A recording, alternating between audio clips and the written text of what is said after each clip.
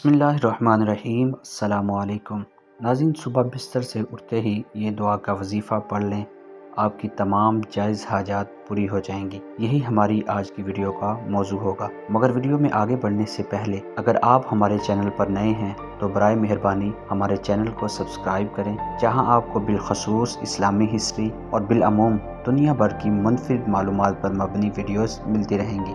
नाज़रीन, हमारे बड़े बुजुर्ग जो बात कहते थे 16 आने दुरुस्त होती थी, यानी घर में रोशनी रिज़्क से होती है। और आपका भी तजर्बा होगा कि बिल्कुल बात दुरुस्त है। जब भी रिज़्क आता है वो अपने साथ बेशुमार खुशियाँ भी लाता है। रोज़ी की बरकत से घर वालों के चेहरों पर सुकून और इत्मीनान होता है। अल्लाह न करे कभी किसी के साथ रोज़ी रिज़्क का मसला हो, वरना इंसान कहीं का नहीं रहता। जैसा कि हम सब ही जानते हैं कि हम सब अल्लाह ही की मखलूक हैं, और ये हमारा ईमान है कि हम अल्लाह के बंदे हैं और रसूलुल्लाह सल्लल्लाहु अलैहि वसल्लम अल्लाह के रसूल और बंदे हैं। कहने का मेरा मकसद सिर्फ इतना ही है कि हमें हर मसले का हल अपने अल्लाह ही से मांगना चाहिए, ताकि हमारे जो मसले मसाइल हैं उनका हल निकल सके। रोज़ी और रिज़्क अल्लाह ही के हाथ में है, और इसके साथ साथ रोज़ी और रिज़्क की दुआएं अल्लाह ही के हाथ से ज़्यादा मांगने से बहुत ही ज़्यादा रिज़्क हमें मिल जाता है। क्योंकि हमारे जो भी काम होते हैं, जो भी किसी भी किस्म के मसले मसाइल होते हैं, वो अल्लाह ही की मर्जी से हल होते हैं, वरना किसी की ज़रूरत नहीं है कि इन मसलों को हल कर सके या इन मसलों को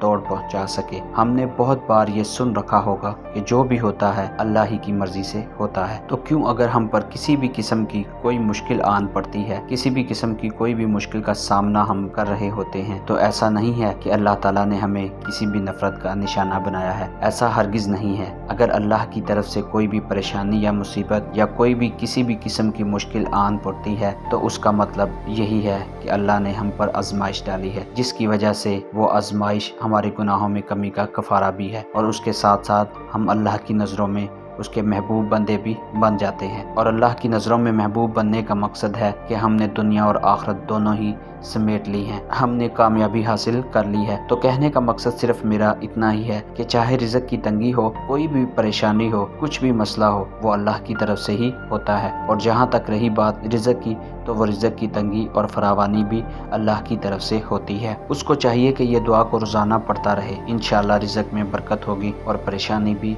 दूर होगी। अल्लाहुम्मा कफ़िनी बिहलालिका अन हरामिक व अग़निनी बिफ़ज़लिका अम्मन सिवाक।